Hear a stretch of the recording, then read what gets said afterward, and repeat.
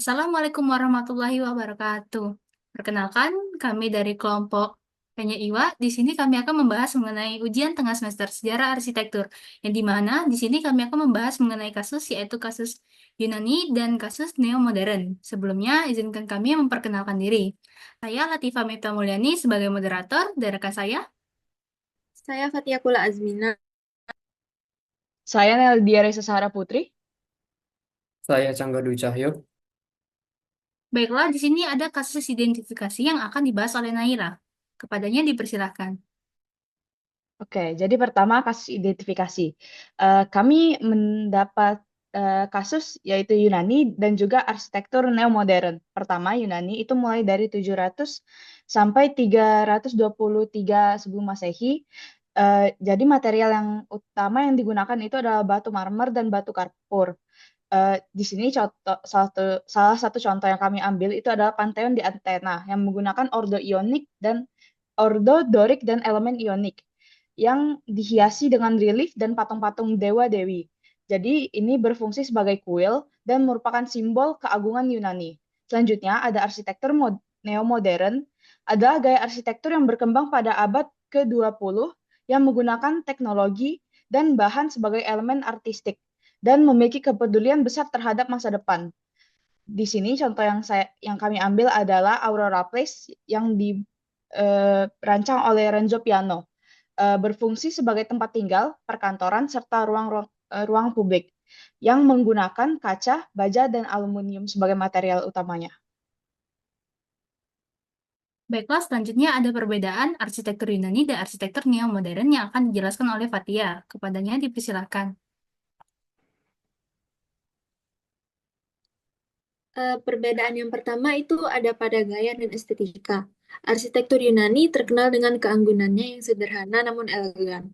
Fokus utamanya adalah pada proporsi dan simetri. Ciri khas utamanya yaitu menggunakan kolom-kolom besar yang mendukung struktur bangunan. Sedangkan untuk arsitektur neo-modern menggabungkan elemen-elemen modern dengan beberapa sentuhan dari arsitektur klasik. Gaya ini lebih menekankan desain yang lebih sederhana dan fungsional. Bentuknya lebih bersih, lebih fungsional, dan terkadang lebih minimalis. Lalu ada filosofi dan tujuan.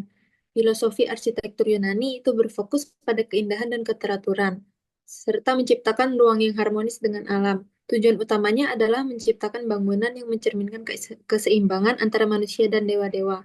Untuk arsitektur neo-modern, lebih terfokus pada fungsionalitas dan efisiensi, serta penggunaan teknologi dan material modern untuk mendukung gaya hidup perkotaan.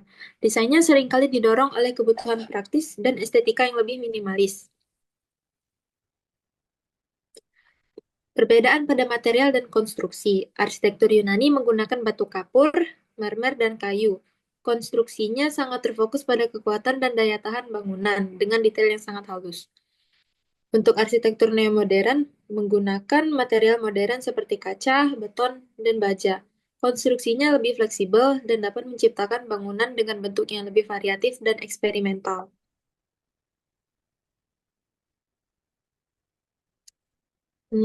Untuk pengaruh sejarah, arsitektur Yunani memiliki pengaruh yang sangat kuat pada peradaban Barat dan banyak dijadikan referensi untuk bangunan-bangunan monumental, terutama dalam konteks kuil dan teater.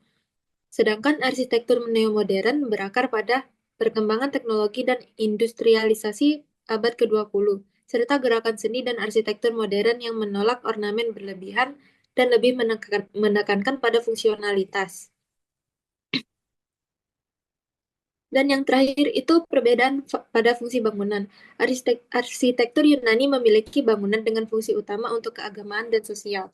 Bangunan ini seringkali berorientasi pada upacara dan ritual keagamaan. Sedangkan arsitektur neo-modern lebih berfokus pada penggunaan sehari-hari, seperti kantor, rumah tinggal, dan fasilitas publik yang mengutamakan efisiensi ruang dan kenyamanan penghuninya. Jadi kenapa arsitektur Yunani dan neo-modern itu berbeda? Itu bisa berbeda karena dipengaruhi oleh konteks waktu yang berbeda. Yunani kuno fokus pada estetika dan agama, sementara neo-modern muncul di era industri dan teknologi material modern. Baiklah, selanjutnya adalah persamaan arsitektur Yunani arsitektur neo-modern yang akan dijelaskan oleh Naila. Kepadanya dipersilahkan.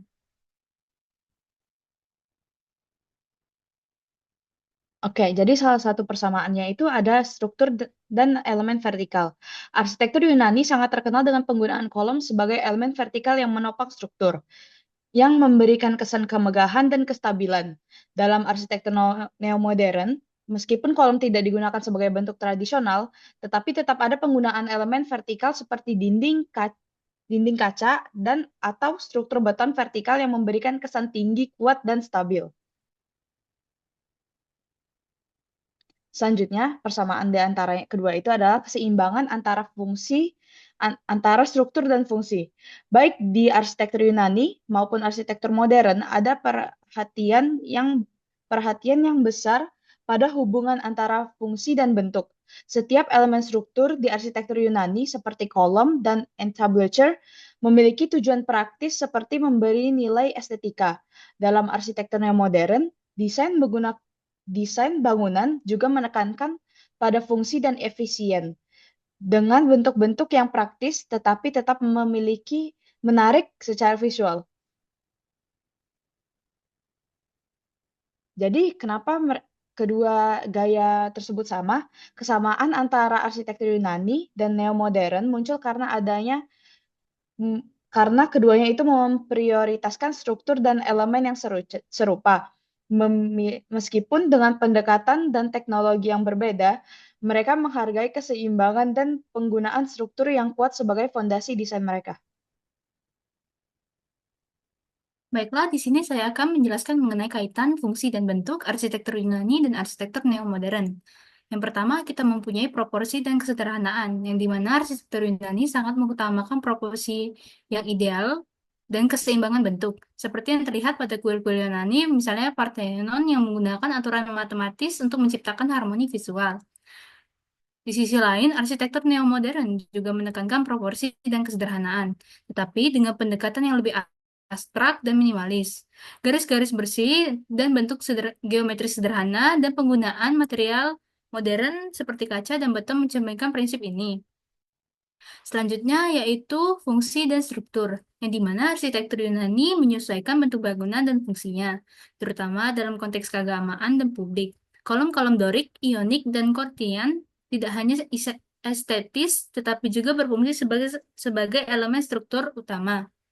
Arsitektur neo-modern juga menekankan fungsi, seringkali dengan konsep form follow function, atau bentuk mengikuti fungsi.